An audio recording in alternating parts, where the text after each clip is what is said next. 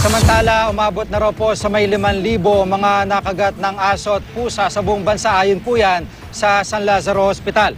Kabila sa mga biktima ang 18 taong gulang na lalaki na nakagat ng alagang aso ng kanyang tiyahin. May 6 na taong gulang na bata ring kinagat ng aso ng kanila namang kapitbahay.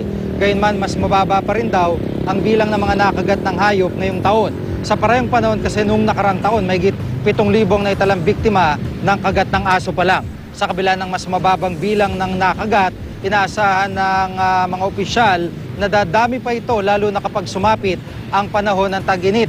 Kapag mainit daw kasi ang panahon, nagiging temperamental ang mga alagang hayop. Payo naman ng mga doktor, kapag nakagat ng aso o pusa, agad pumunta sa ospital at magpasuri. Linisin ang sugat gamit ang sabong panlaba o kaya antiseptic.